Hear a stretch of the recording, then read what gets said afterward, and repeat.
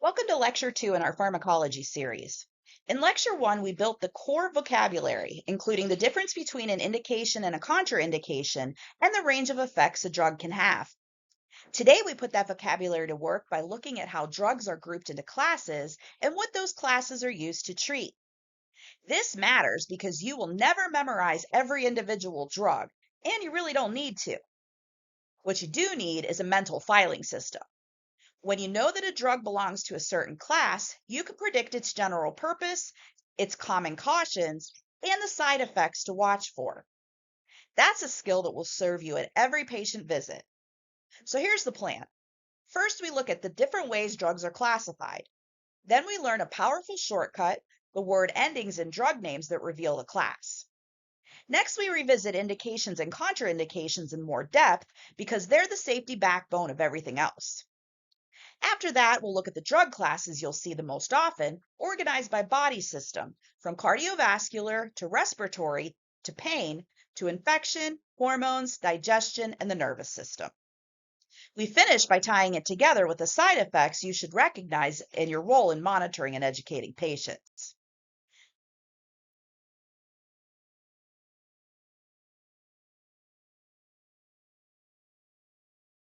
Here are our 5 goals for this lecture. First, describe the main systems used to classify drugs because there is more than one valid way to group them, and knowing the systems helps you understand drug references. Second, use common drug names endings to predict a drug's class. This is one of the most useful shortcuts in all of pharmacology, and once you learn a handful of endings, you will surprise yourself with how much you can figure out. Third, define indication and contraindication and apply them to real examples, since these two terms decide whether a drug should or should not be given to a specific patient. Fourth, identify the major drug classes by body system and know their typical uses. We will move through the cardiovascular, respiratory, pain, anti-infective, endocrine, gastrointestinal, and nervous systems. You are not expected to memorize every drug, only to recognize the big classes and what they generally do. Fifth, recognize common side effects and understand your monitoring role as a medical assistant. You will often be the person who notices a reported symptom, records it, and reinforces the provider's instructions. As we go, try to connect each class back to patients you might see. That connection turns a long list into practical knowledge you can actually use.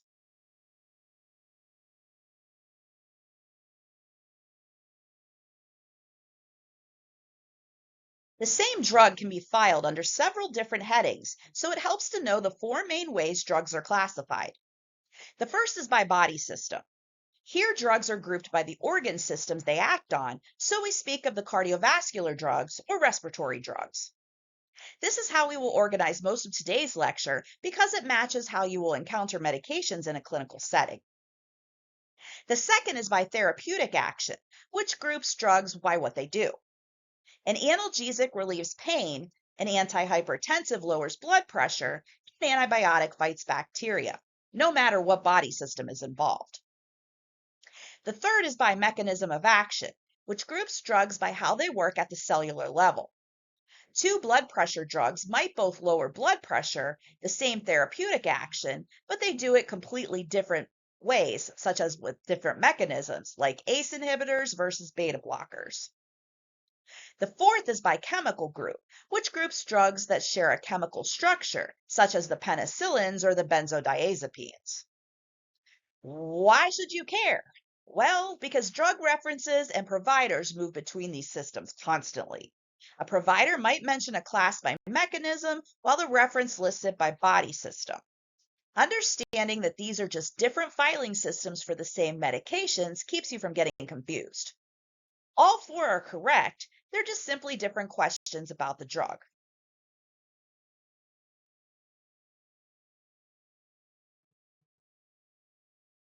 Now for one of the most useful shortcuts in pharmacology. Many drugs in the same class share the same name ending, called a stem.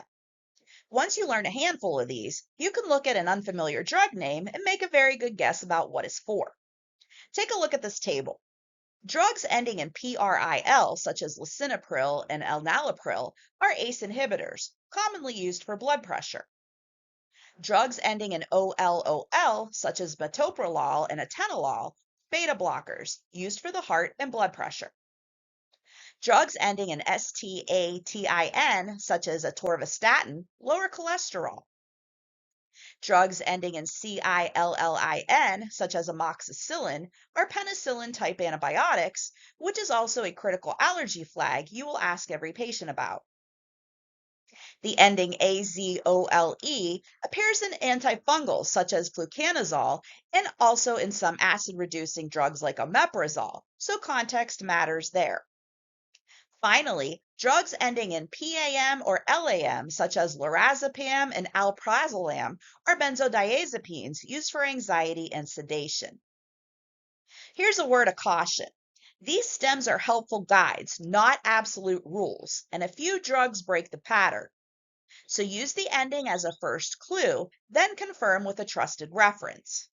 But even as a first clue, this skill will make medication lists far less intimidating, and it will help you catch a look-alike or sound-alike name before it becomes an error.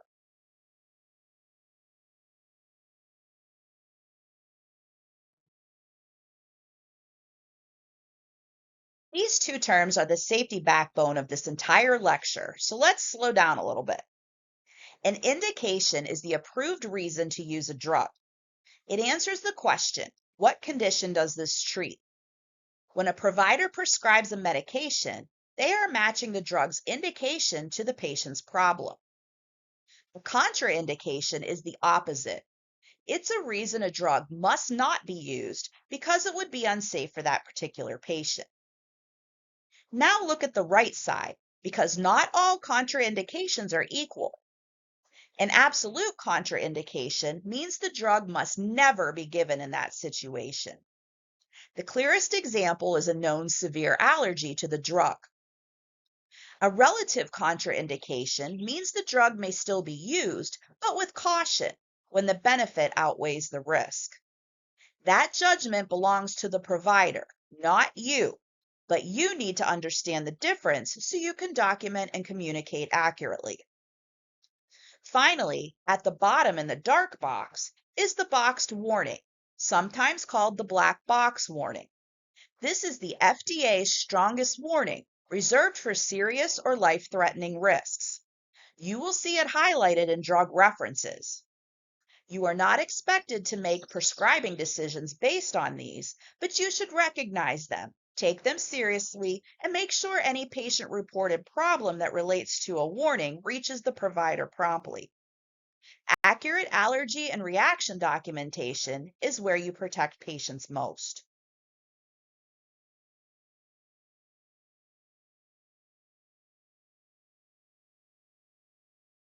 Now we begin our tour by body system, starting with the cardiovascular medications, which you will see constantly because heart and blood pressure conditions are so common. The table lists 5 key classes. Antihypertensives is the broad category for drugs that lower high blood pressure, and a general caution is dizziness or blood pressure that drops too low, especially when a patient stands up quickly. ACE inhibitors, remember the PRIL ending, treat blood pressure and heart failure, and 2 classic things to watch for are a persistent dry cough and elevated potassium. Beta blockers, the OLOL ending, are used for blood pressure and to control heart rate, and they can cause fatigue and slow the heart rate, so a low pulse is worth noting. Diuretics, sometimes called water pills, help the body remove excess fluid, which is useful in high blood pressure and heart failure, and they commonly cause frequent urination and can lower potassium. Anticoagulants, often called blood thinners, prevent harmful clots, and the obvious thing to monitor is bleeding, including easy bruising. For your role, the practical takeaways are these.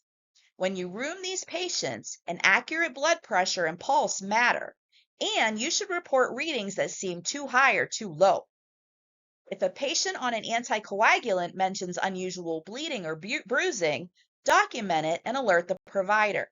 Small observations from you can prevent serious problems.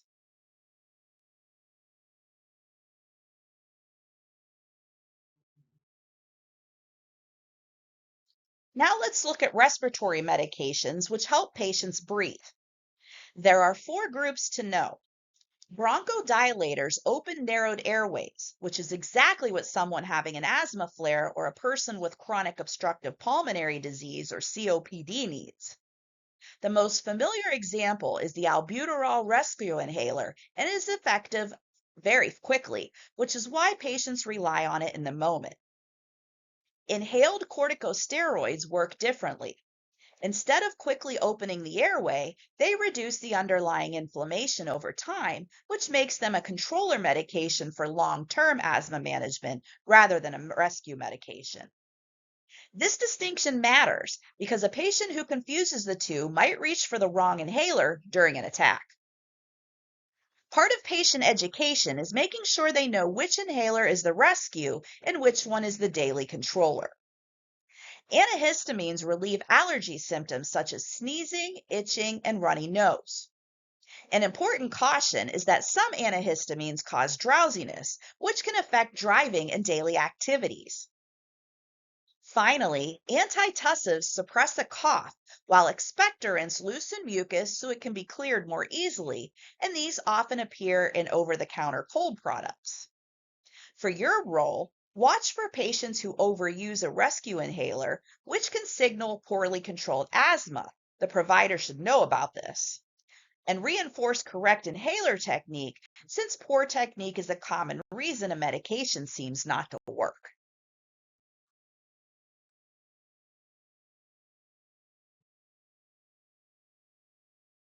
Pain and inflammation medications are among the most common drugs patients take, including many they buy without a prescription over the counter. So, understanding them well helps you educate safely. There are three groups on this slide. NSAIDs, which stands for nonsteroidal anti-inflammatory drugs, reduce pain, fever, and inflammation. Ibuprofen is a familiar example. Because they reduce inflammation, they are useful for things like joint pain and injuries. The cautions are important. NSAIDs can irritate the stomach and increase bleeding risk, and they can affect the kidneys, especially in older adults or with long-term use. Acetaminophen relieves pain and fever, but has little anti-inflammatory effect, so it works differently from NSAIDs, even though patients often lump them together. Its major caution is liver injury, which can happen with high doses or when combined with alcohol. Recall from lecture 1 that acetaminophen hides inside many combination products, so patients can exceed a safe dose without even realizing it. Opioids treat moderate to severe pain and are used under close supervision because they carry real risks, including sedation, constipation, and the potential for dependence. As a medical assistant, you do not make prescribing decisions, but you play a safety role. Ask about all products a patient takes, including over the counter ones, to catch duplicate acetaminophen. Reinforce dosing limits and take any report of stomach bleeding, unusual drowsiness, or misuse seriously by documenting it and informing the provider.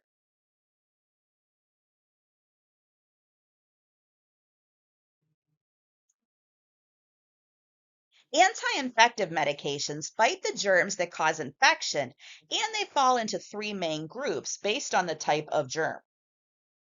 Antibiotics treat bacterial infections. A crucial point you will repeat to patients often is that antibiotics do not work on viruses, so they will not help the common cold or the flu. Antivirals treat certain viral infections and generally work best when started early in the illness. Antifungals treat fungal infections, which can affect the skin, the nails, or deeper in the body. Now take a look at the dark box because these two safety essentials are things you will act on directly. First is the allergy check. Before any antibiotic, always confirm and document the patient's drug allergies and pay special attention to penicillin allergy since the psyllin antibiotics are so widely used. A missed allergy can cause a serious reaction. Second is appropriate use. Patients should take the full course as prescribed and should not pressure providers for antibiotics they don't need. Both stopping early and overusing antibiotics contribute to antibiotic resistance, which the CDC identifies as a major public health threat. When resistance grows, once easy infections become hard to treat. Your part is real. You gather the allergy history accurately, you reinforce the message that antibiotics are not always the answer, and you support the provider's instructions on completing the course. These small actions protect both your patient and the wider community.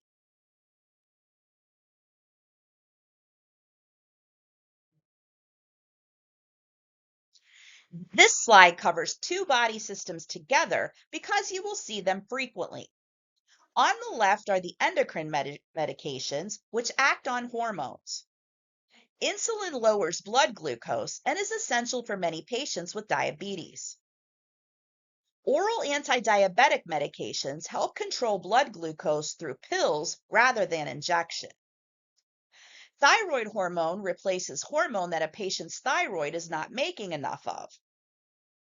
On the right are the digestive or gastrointestinal medications. Antacids and proton pump inhibitors, the second group often ending in azole, like omeprazole, reduce stomach acid and treat reflux and heartburn. Antiemetics prevent or relieve nausea and vomiting. Laxatives and antidiarrheals manage the two opposite problems of constipation and diarrhea. Take a look at the note on the bottom because it points to your practical role.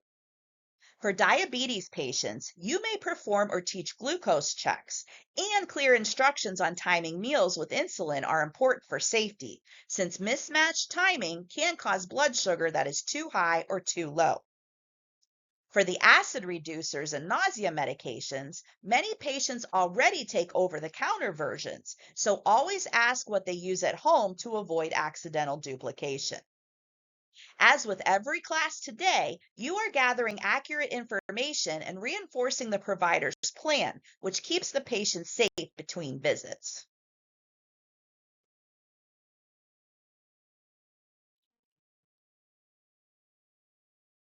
Our last body system is the nervous system, which includes several classes used in mental health and neurology. Antidepressants treat depression and are also used for some anxiety conditions. An important teaching point is that many of these medications take several weeks to reach their full effect, so patients may feel discouraged and stop early if no one explains the timeline to them. Reinforcing that patience and encouraging them to keep taking the medication and to talk to the provider rather than quitting on their own is a genuinely helpful thing you can do. Anxiolytics relieve anxiety, and some of them, particularly the benzodiazepines or benzos we saw earlier with the PAM and LAM endings, carry a risk of dependence with long-term use, so they are often prescribed very carefully. Sedatives and hypnotics promote calm or help with sleep, and because they cause drowsiness, they can impair driving and daily function, which is worth reminding patients. Anticonvulsants prevent seizures and are sometimes used to treat certain kinds of nerve pain. Two reminders for your MA role. First, mental health information is sensitive, so protect confidentiality with special care. Second, if a patient mentions thoughts of self-harm or sudden change in mood, treat it as urgent and follow your office protocol to get the provider involved right away. Your attentiveness and discretion matter a great deal with these patients.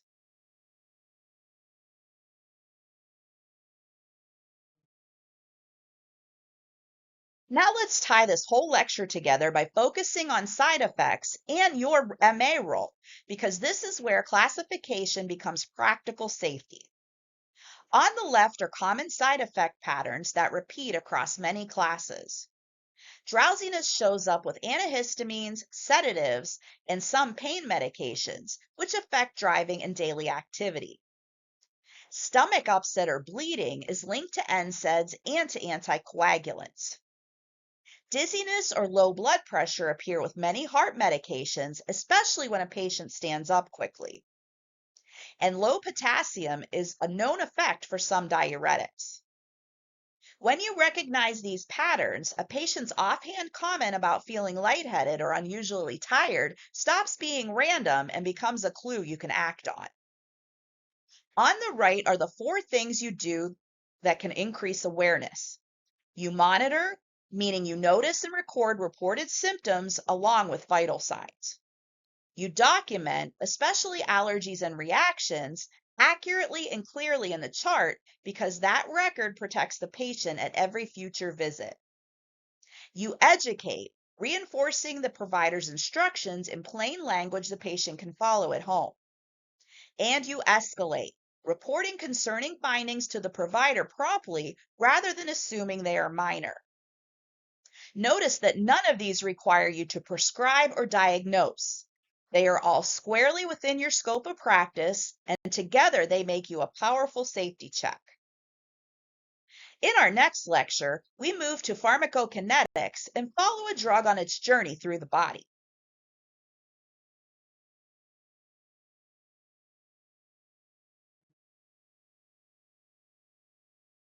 Here are the key takeaways from this lecture.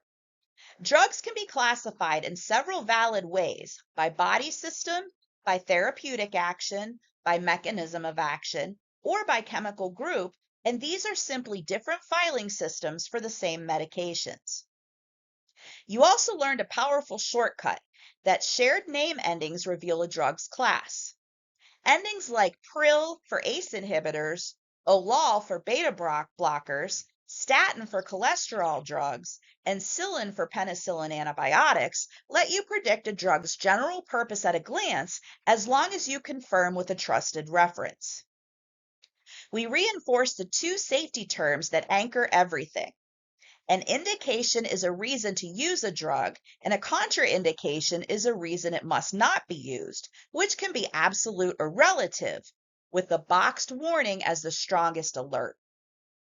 We toured the major classes by body system, from cardiovascular and respiratory to pain, infection, hormones, digestion, and the nervous system, each with typical uses and cautions to watch for. And we tied it to your role as a medical assistant. You monitor, document, educate, and escalate all within your scope of practice, which makes you a real safeguard for patients.